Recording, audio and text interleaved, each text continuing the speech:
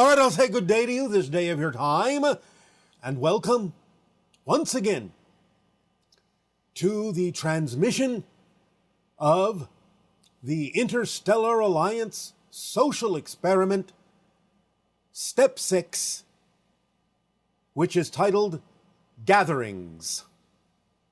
The idea now in Step 6 is connected to what you have already called CE5s, Close Encounters of the Fifth Kind, where you gather together with other like-minded individuals to create communication, connection, and contact from humans up to ETs to do several things that can grab, as you say, the attention of UFOs passing by, to ask them to stop or to show themselves or to demonstrate that they are something different than your airplanes, than your satellites. By maneuvering in certain ways, you know that you do not generally have the technology to exhibit. So these gatherings can be either that you find individuals and groups that are already doing this in certain areas on your planet and you can join them, or using your own creative imagination to create such a gathering, to pull together people, initiating a gathering of your own and demonstrating through the flashing of lights. Do not use lasers. The flashing of regular lights in patterns, the idea of meditations, reaching out telepathically to ships passing by, to ask them with respect to stop, to show themselves to you, to demonstrate unusual maneuvers, to begin the contact process from your side as well as from our side, to start learning how to initiate the idea of the invitation to create communion, connection, contact, community between humans on Earth and your galactic family. So gatherings are important. Find a place. Generally speaking, it is best if it is somewhat remote.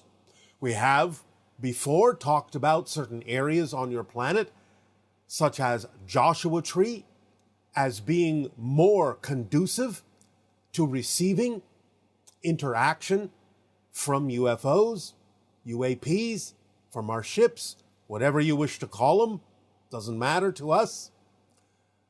But putting these gatherings together not only builds connection between humans on Earth and ETs, but also connections between the humans themselves with each other, to create communities of similar vibration, to get you all into a similar frequency, to be willing, to be open to contact, which is not so very far away. So this is an acceleration, an opportunity with the changing frequencies that now exist on your planet to choose to navigate in the direction of the versions of the parallel reality Earths that will experience contact in the not so distant future.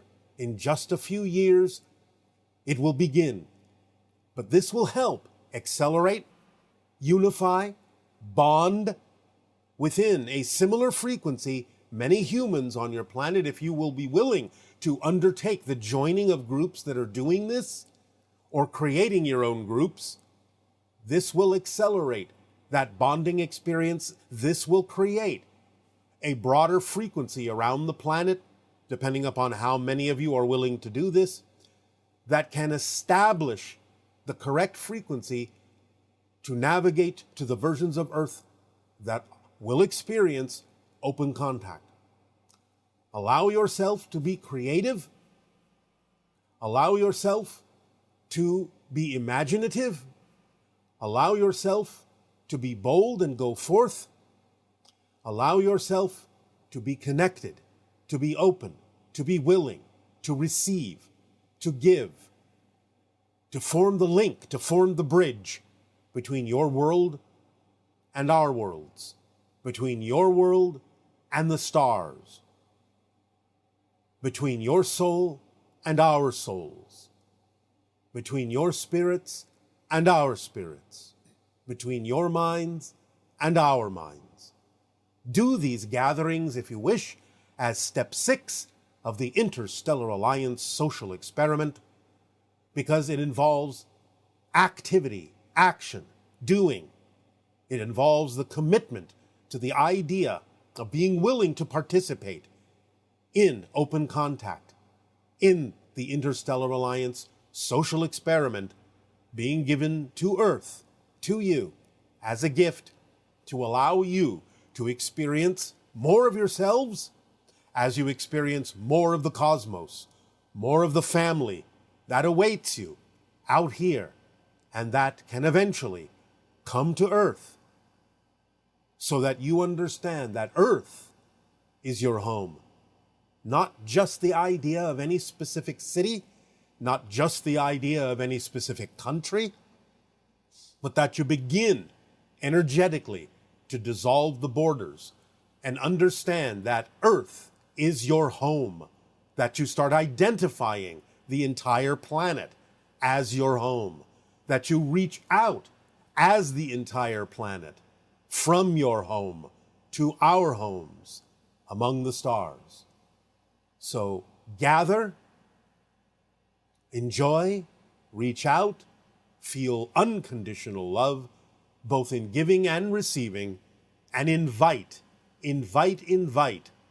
us to interact with you. There will be more and more each time you do this, a buildup of the frequency and more responses until such time as you will know beyond a shadow of a doubt that we are here around your world, interacting with you, sending you love, sending you joy, and that it is our passion and our pleasure to be welcome into your home as we welcome you into ours. So gather, and gather together. We thank you for allowing us to share step 6 of the Interstellar Alliance Social Experiment, and we thank you for your willingness to be of service to humanity and to the cosmos in this way, by your participation. In return for the gift you have given us in allowing us to experience all of you, I ask, as usual, now, in what way may we continue to be of service to you? Please begin with your dialogue. Hi, Bashar. I would like to, first of all, thank you for your love and wisdom that you shared with us. It was really exciting journey and it helped me so much. And I love to see the synchronicity popping into my life when I act on my joy. So thank you. Yes, it is our passion and our pleasure. What would you like to discuss this day? Yes, first question is about my counterpart from Sirius. I meditated and I saw a woman with octopus hair. Am I on the right track, or can you tell me more about her? Well, you're getting a symbolic representation of the fact that they are amphibious creatures. They don't look like that. They don't have what you call octopus hair. But the idea is that they are amphibious. They look a little bit more like what you would call a salamander, something similar to that idea, or a cross between a salamander and a humanoid form. But they don't have octopus hair. But that's your symbol for reflecting the idea that they spend a lot of their time in the water, that they are highly intelligent, as octopi also are, or octopuses if you prefer.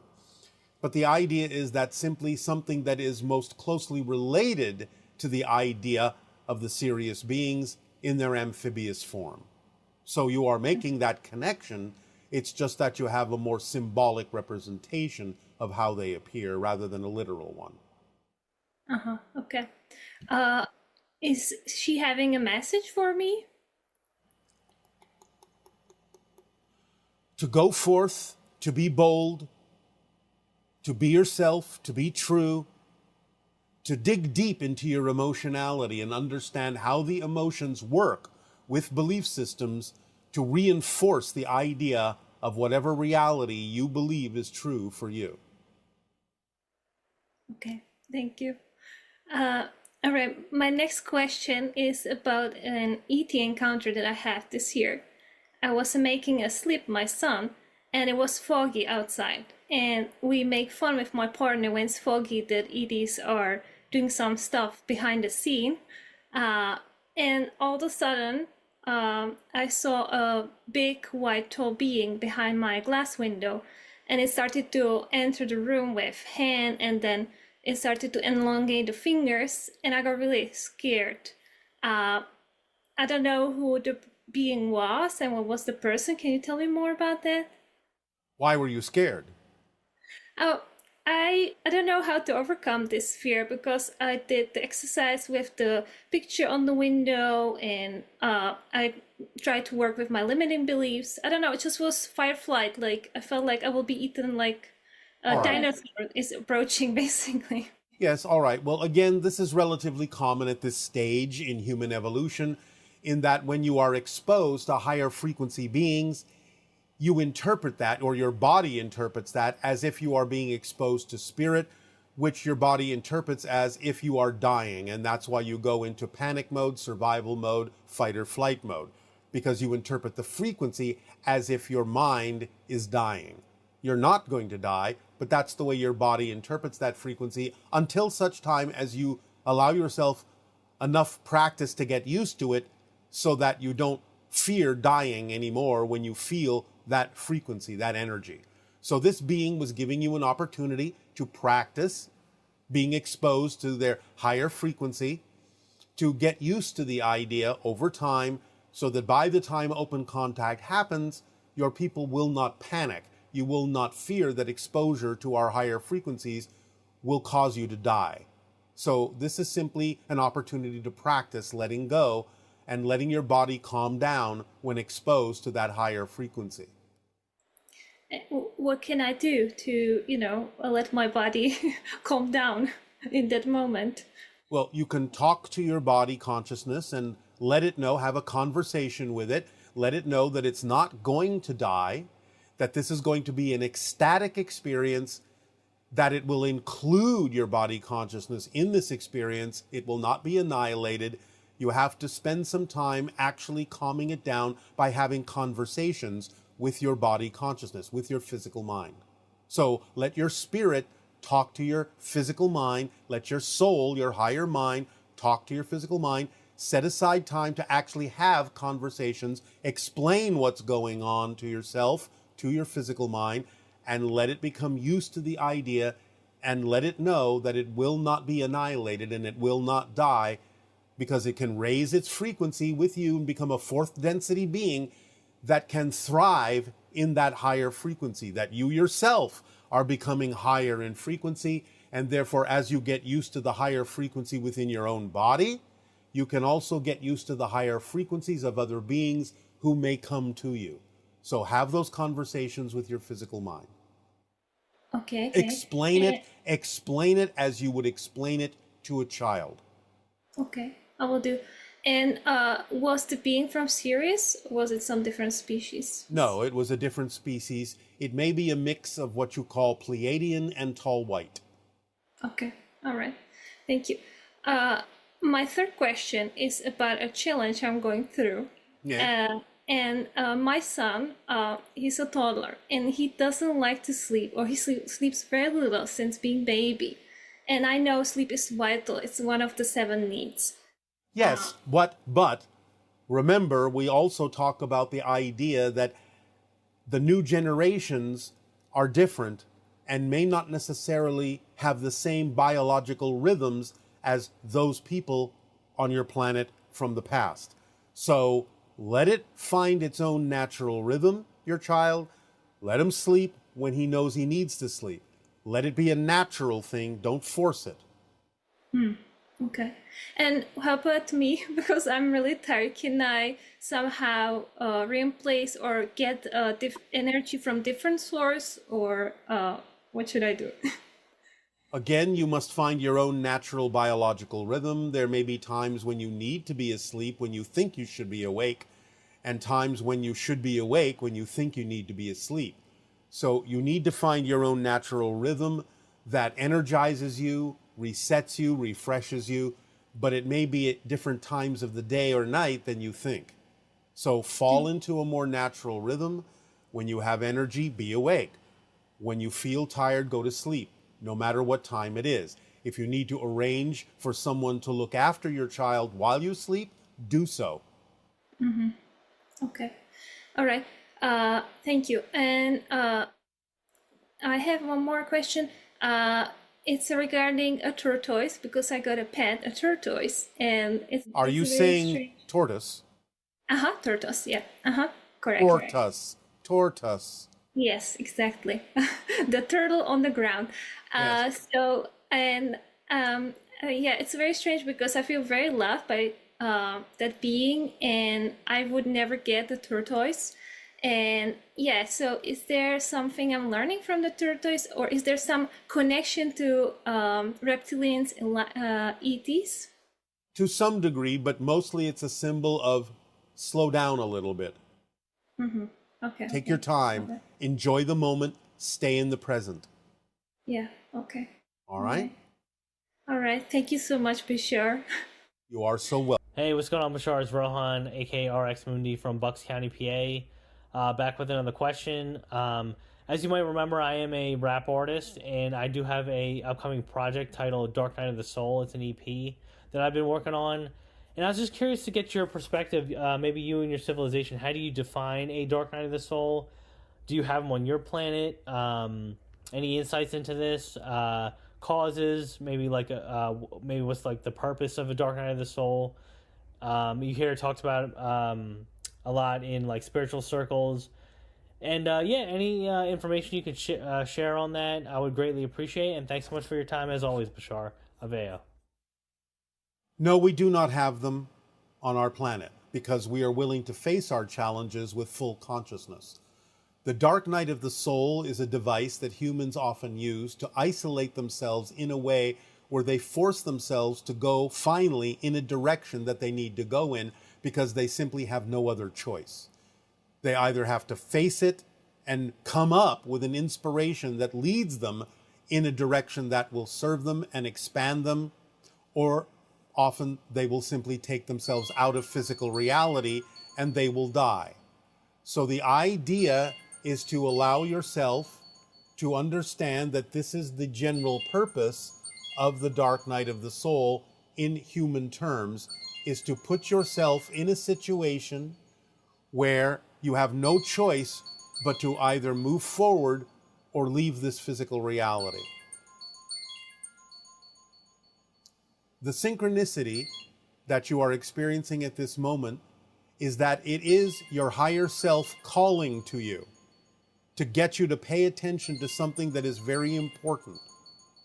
And that is the synchronicity of the sound that you are hearing right now.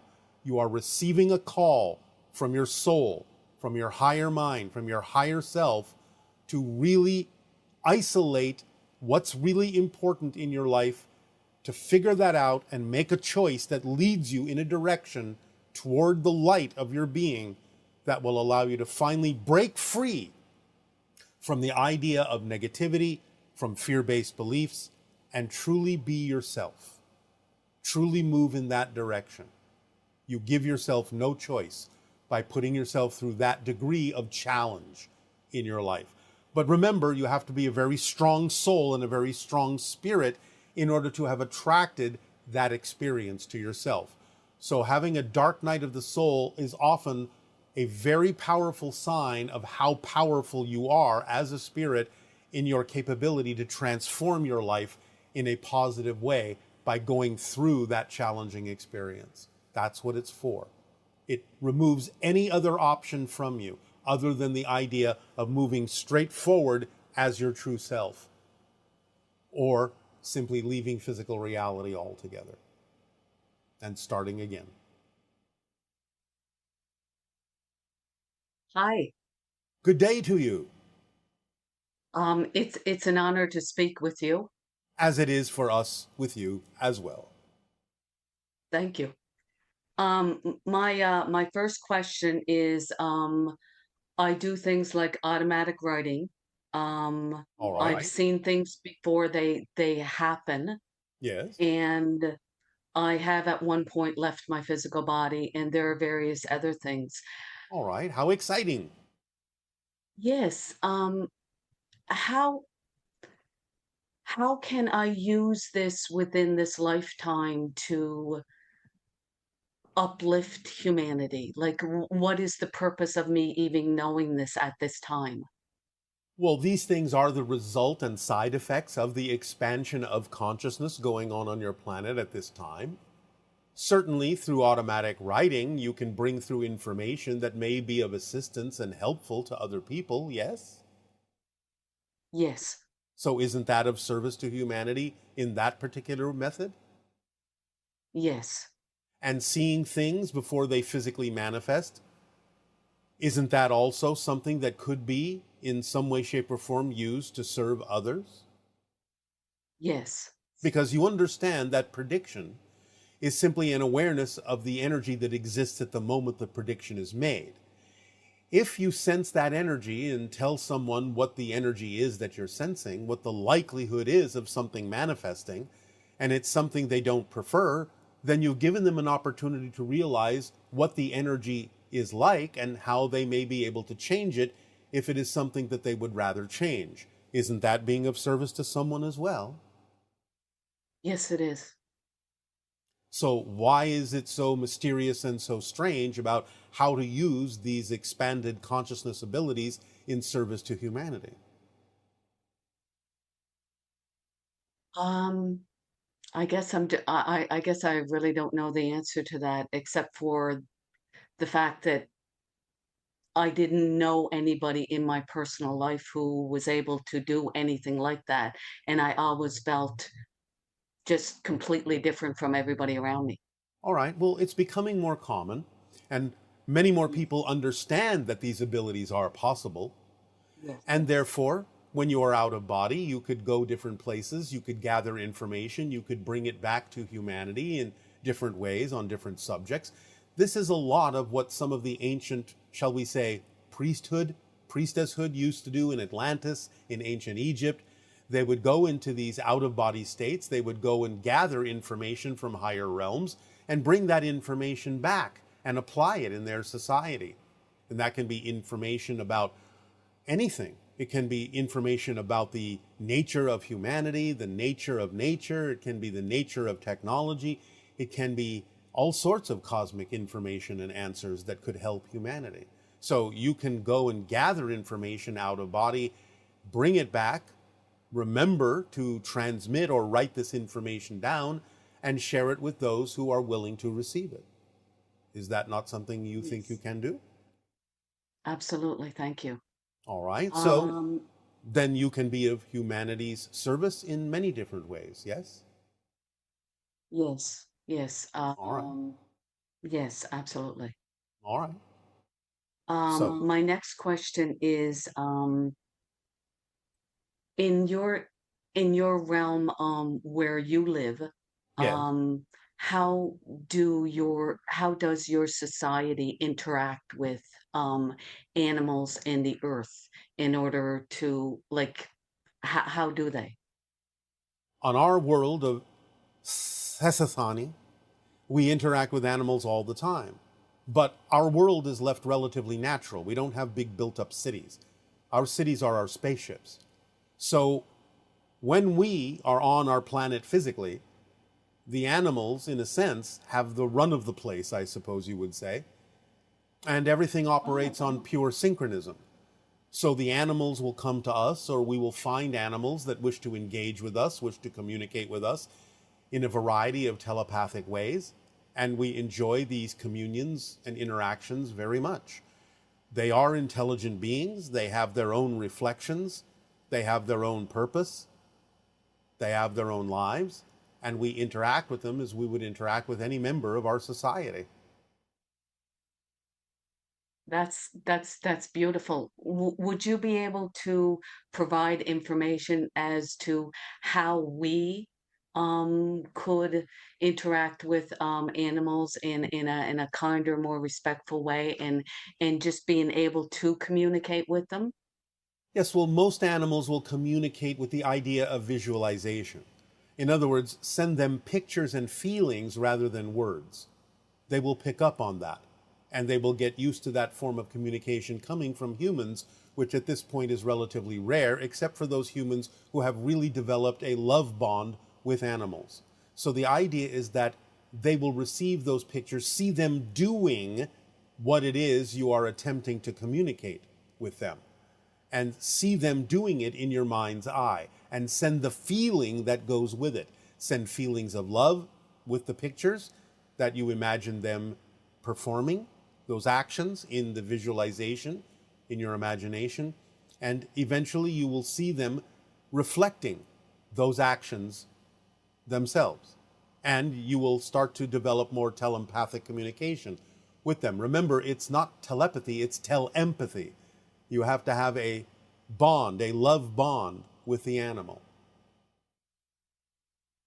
And and can you do something similar with the plants and with the earth itself? Absolutely. That makes sense. And I one know. final quick question would be, when we speak about love, to me, when I like, there are moments where I feel like it's almost like an eternal love, but Yes, it feels like a stillness, a very, it very, very is. still. It is. The idea of what you translate as the sensation of unconditional love is your physical translation of the frequency of existence itself. That's how you translate it. So it's going to feel infinite, eternal, and still, but at the same time will feel very active and engaging and energetic, because it is the actual frequency of existence itself. Wow, that's that is very beautiful, and I'm sure I could have another million questions to ask you, but thank you so much for providing this information, for contacting us, for thank you so much. I truly feel honored. It is our passion and our pleasure, and we are honored as well. Good day. Aveo. Good day. Okay. Hi, Bashar. 1 month ago, I birthed a beautiful baby boy, and I am looking for clarity and help on releasing the story of trauma that I am telling myself of how I could have created the birthing experience that I did. I was planning a at-home on natural water birth, and because of complications and because my son did not arrive until almost 43 weeks, we ended up at the hospital having to go through every medical procedure I did not want, that I did not plan for, which ended up resulting in an emergency C-section to save my son and I's life. If you can please help me to understand how I may have created this, how we create the things around the birthing experience, and if you can give any insights on why a soul might choose to come in versus C-section or vaginal birth, and if my son chose this. All of it was chosen by both of you to experience challenges in a way that allows you to drop your insistence and your assumption about how you think things need to happen. So you gave yourself an opportunity to learn a valuable lesson about not being so insistent on the idea of what you typically call a spiritual way of doing things, so that you can validate all pathways as being equally spiritual if they are capable of providing the lessons you need to learn for your soul's growth in this life.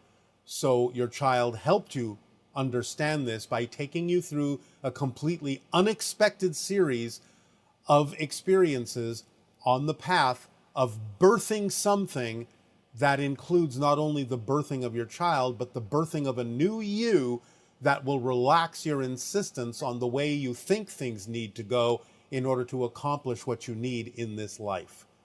It doesn't mean you have to suffer or have to experience pain to do so, but it was a lesson that made you face the idea that sometimes you may be invalidating pathways that actually would be what you actually need for your soul's growth, rather than simply assuming that you can do things in what your society more classically might say is a more spiritual way, as if you should be beyond the idea of experiencing physical reality, which is equally valid to any spiritual experience whatsoever.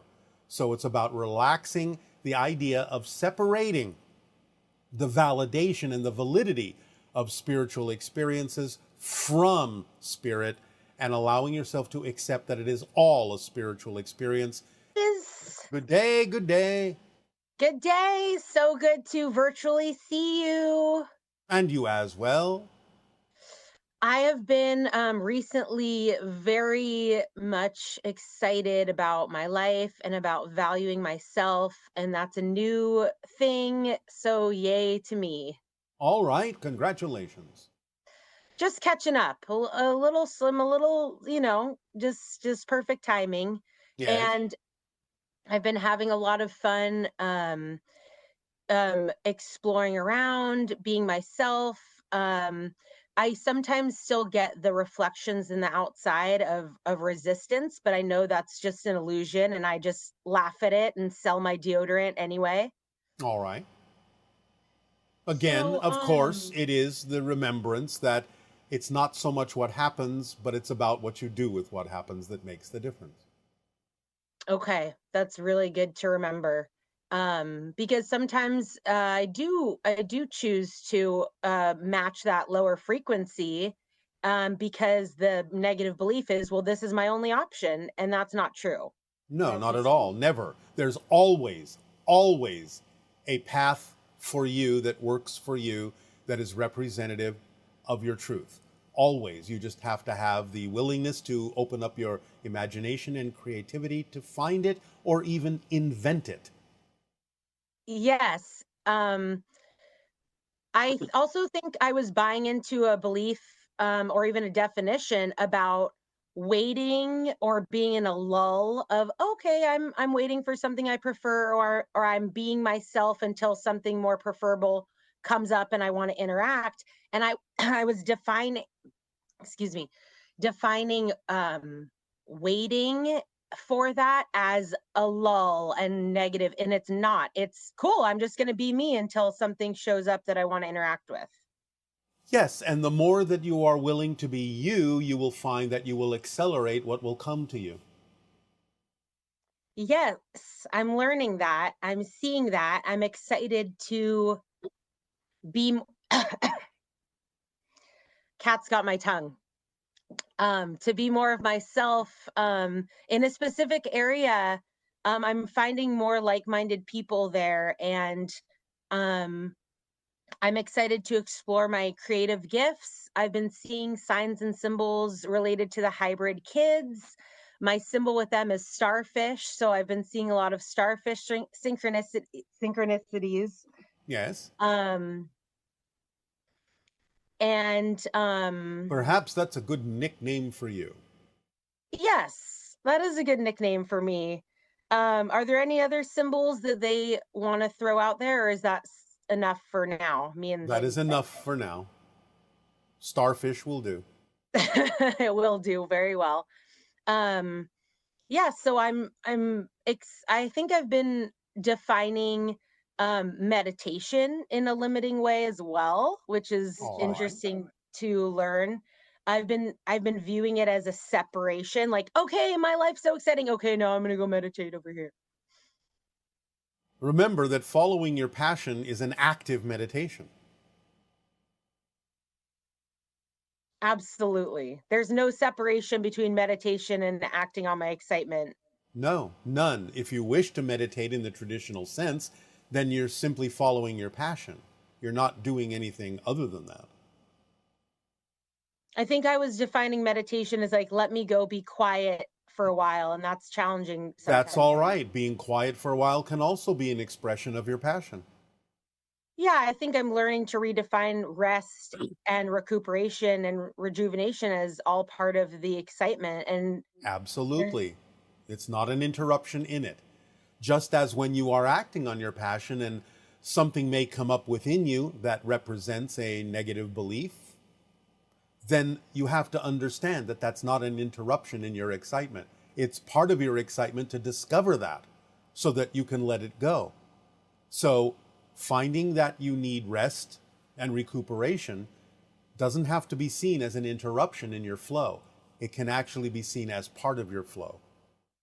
yes, the other redefinition I'm making is when being alone, I'm still with everyone, all connected with my guides, with all of us. It just I'm taking Always. that always. I'm just Always. taking that alone moment, but I've been defining it as All right. alone versus with people, which is again not correct. All right. Well, it's not that it's not correct, it's simply a choice. So you can either see it as alone in the sense of separation, or you can see it as all one. It's up to me, 100%. It's up to you. This is all about you understanding how important it is to learn what definitions work for you and what definitions do not. Absolutely. And it's easier for me to discern now when I'm buying into these. So that is sinking in, and I'm grateful for that. And I'm just going to continue on that journey of realizing when I'm choosing to buy into a negative belief. And it's been fun. And I love you and our Bashar community so very much. Our unconditional love to you as well, Starfish. Thank you so much, Bashar. Okay, one more question. Yes. The Pleiadians, they are our cousins and they are likely to visit Earth. Are they more, I know likely is such a relative term. Well, they are visiting Earth quite often. And they are going to be making open contact possibly even before the Yael or with at the same time. That is not absolutely given, but the introduction of hybrids to human society and the introduction of Pleiadians to human society will occur somewhere around the same window of time. It is a little bit challenging at this point to say who will really be first. There may be a mix of things, but nevertheless, both of them are, shall we say, in the running to be up front, or at least within a similar window of time in the introduction of ETs to human society on Earth. Is there any other race of beings that are in the running to be in the first couple? How about letting Earth humans deal with hybrids and Pleiadians first? Sounds great. Good idea. All right. So You'll get glad used to be the part of different it. species over time. The introductions will happen as humans become ready for them. But let's start simply. Let's start with those that are most like you, so that there is some degree of familiarity in the sense, literally, of the word family. So that way you can absorb their existence, and we will talk a little bit more about this in the upcoming Sedona transmission. Thank you so much, Bashar. I love you so much, and you get free deodorant, and I love you. We thank you. We don't need the deodorant, but we thank you nonetheless. Love you. You as well. Good day. Good day. Hello, dear Bashar. My name is Nadezhda. I would like to ask you something. Could you please explain what is the reason for sudden death? My dad died on the 23rd of July. He fainted suddenly. Then after a few minutes he was conscious. We called the ambulance. The doctors got him in the ambulance, and 5 minutes later he stopped breathing. In hospital, they couldn't do anything to save him. Why would the soul choose this death and not instant recovery or to remain alive in a parallel reality, for example? I have prayed to God, all the archangels, to you, to my dad's parents, and my prayers didn't help to save his life. Why did the intelligence who creates worlds didn't manage to save his life? We have a camera in our house, and the camera stopped recording the whole day on the 23rd of July. It was nothing. What was the reason for that? 1 minute you are here alive, and in the next hour, suddenly you are gone. Thank you. Aveo, much love. The important thing here to understand is everyone chooses the timing of their death. It's not about being saved to be alive. You are invalidating the choice of that spirit to leave when he did. So don't invalidate those choices just because you miss that person or because you are going through grief or pain. Do not invalidate their choice. They're doing it for a reason, and you can benefit from that reason if you remain connected to their spirit. The reason that the camera didn't record anything is because exactly it wasn't supposed to. Because the idea is it was a symbol that he chose his life to be over at that point. There was nothing more to record, nothing more to do that you could have done. It's not about the idea of looking to God, goddess, or a larger intelligence to do something about it, because that intelligence is not going to contradict what the individual soul has chosen for the timing of its life experience and when it is done with what it is it came to do. So you have to start seeing all these things as the absolute valid choice that the spirit and soul made. You're taking away its choice to have a free will to determine what is correct for it by assuming that something went wrong. So understand that you both chose this, you both did it by agreement. It is for you now to stretch yourself into spirit, to open yourself up that you still have a connection to him, and that will stretch you to expand your consciousness and expand yourself to include the idea of the spirit realm in your physical life by knowing that he's still part of your family. You are not alone. He is there for you when you need him. But the idea is you can invalidate